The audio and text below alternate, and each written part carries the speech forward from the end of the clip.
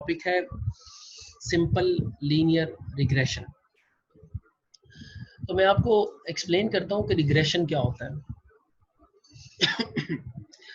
Regression हम कहते हैं ऐसी स्टडी को जिसमें हम एक वेरिएबल की एक से ज़्यादा वेरिएबल्स के ऊपर या किसी एक दूसरे वेरिएबल के ऊपर डिपेंडेंस को स्टडी करते हैं।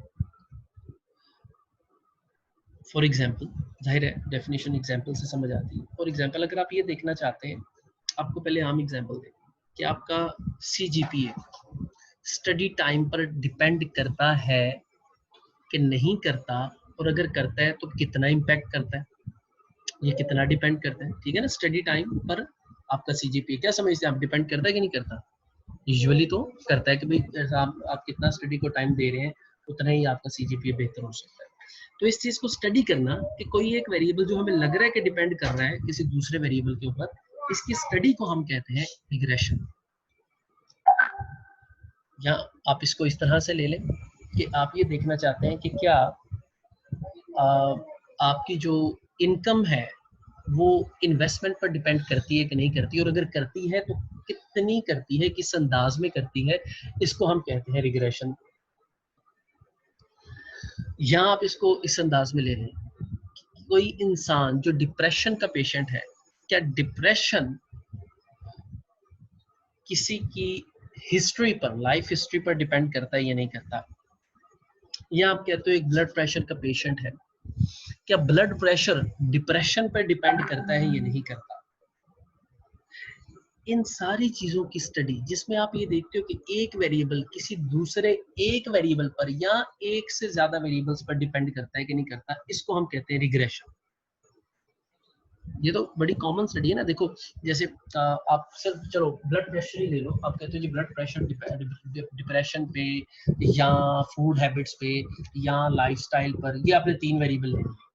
आप ये देखना चाहते हो कि ब्लड प्रेशर इन पर डिपेंड करता है, अगर करता है तो किस तरह से करता है, इसको हम स्टडी करना चाह रहे हैं। तो यहाँ पर आपका डिपेंडेंट वेरिएबल ब्लड प्रेशर है और इंडिपेंडेंट वेरिएबल्स क्या है? Depression, number second food habits, number third lifestyle. तो यहाँ पर आप एक वेरिएबल को डिपेंड करवा रहे हो एक से ज्यादा वेरिएबल्स पर, ये भी रिग्रेशन है। और अगर सिर्फ एक वेरिएबल को आप ब्लड प्रेशर को फूड हैबिट्स पर डिपेंड करवाओ तो ये भी रिग्रेशन है। फर्क क्या है कि एक एग्जांपल में आप एक वेरिएबल को एक से ज्यादा पर रिग्रेस कर रहे हो और दूसरे में एक वेरिएबल को किसी दूसरे एक वेरिएबल पर ही रिग्रेस कर रहे हो। अगर एक वेरिएबल को किसी दूसरे एक ही वेरिएबल पर डिपेंड करवा रहे हो तो उसे कहते हैं सिंपल रिग्रेशन। क्या कहते हैं? Simple regression. और अगर एक वेरिएबल को एक से ज्यादा वेरिएबल्स पर रिग्रेस करवा रहे हो तो उसे कहते हैं मल्टीपल रिग्रेशन। ये मैंने पूछना है आपसे, ठीक है, ये मैंने आप लोगों से पूछना है कि मल्टीपल रिग्रेशन क्या होता है और सिंपल रिग्रेशन क्या होता है। अच्छा, इसमें एक वर्ड आ रहा है लीनियर। लीनियर, ये आप लोगों ने मुझे इंटरेक्शन सेशन में पूछना है कि लीनियर से क्या मुराद है। मैं बहरहाल अभी भी आपको एक्सप्लेन करता हूँ, लेकिन अगली स्लाइड पर। The study of dependency of one variable on another variable is called regression. एक वेरिएबल की एक दूसरे वेरिएबल पर डिपेंडेंसी को, इसकी स्टडी को हम कहते हैं रिग्रेशन। ये बेसिकली रिग्रेशन नहीं है, सिंपल रिग्रेशन है। अगर एक one variable on other variables होगा तो वो रिग्रेशन होगा। ये सिंपल रिग्रेशन है, एक वेरिएबल की किसी दूसरे वेरिएबल। ठीक है, द पर्पज ऑफ रिग्रेशन। हाँ जी, अब आपसे कोई पूछता है कि जी रिग्रेशन क्या होता है, आप क्या जवाब देंगे? आप कहेंगे एक वेरिएबल की दूसरे वेरिएबल्स पर डिपेंडेंसी को स्टडी करना, ये रिग्रेशन होता है। ठीक है, मैं ही आपसे पूछता हूँ, मुझे ये बताएं। फिर मैं आपसे पूछूं, अच्छा रिग्रेशन का पर्पस क्या है?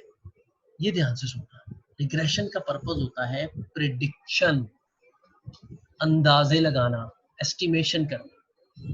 यानी एक बंदे का अगर ब्लड डिप्रेशन लेवल ये है, फूड हैबिट्स ऐसी हैं और उस बंदे का लाइफस्टाइल ऐसा है, तो कितने चांसेस हैं कि इसका ब्लड प्रेशर इतना होगा।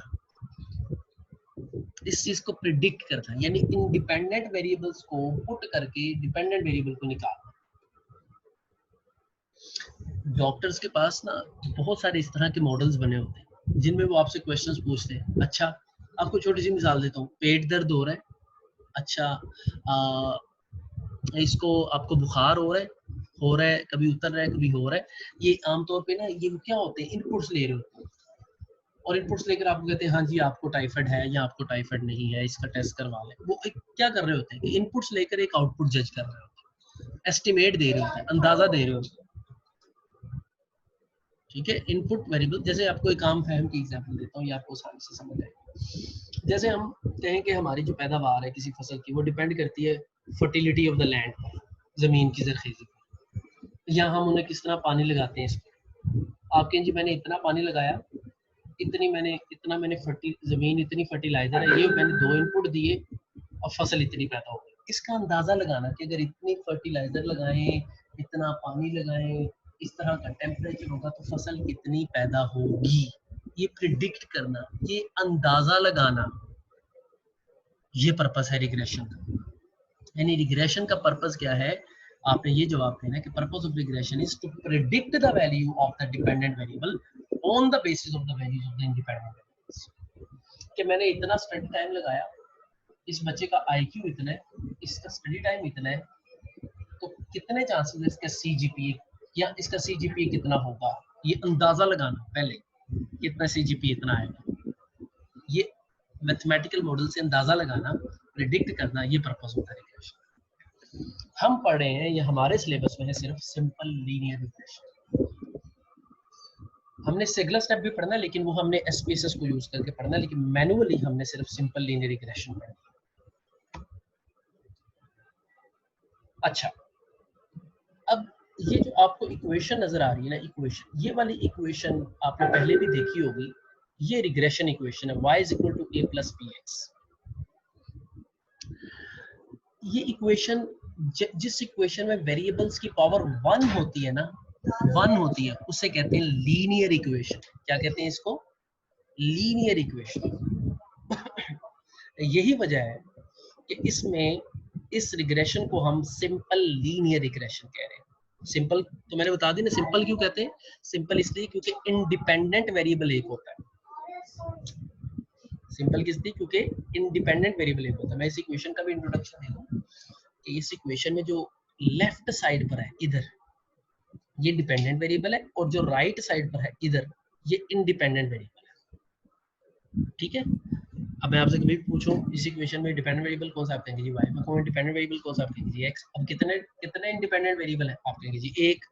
अगर एक इंडिपेंडेंट वेरिएबल है तो इसका मतलब है ये कौन सी रिग्रेशन है? सिंपल रिग्रेशन है।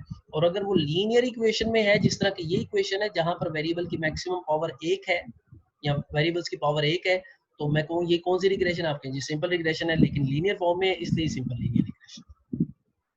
नॉन लीनियर आपने नहीं पढ़नी। अब इस इक्वेशन को फिट या फाइंड करने से मुराद है कि इसमें जो b है ना, इसकी वैल्यू निकाल लो, और ये जो a है ना, इसकी वैल्यू निकाल लो। a और b की वैल्यू फाइंड करो।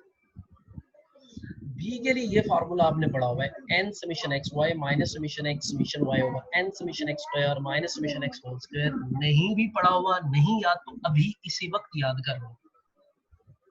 मैं फिर बोल रहा हूँ, n summation x y minus sum of x into sum of y over n sum of x square minus sum of x square। n number of values है, बाकी कैलकुलेशंस अभी मैं बताता हूँ कैसे करते हैं। ये हो गया b का फार्मूला, b फाइंड हो गया। इसके बाद a का फार्मूला है ये y बार माइनस b x बार, y बार y का मीन है, x बार x का मीन है। b का आंसर यहाँ से आएगा, इस इक्वेशन में पुट करेंगे, a का आंसर आएगा। कैलकुलेशंस कैसे करनी है,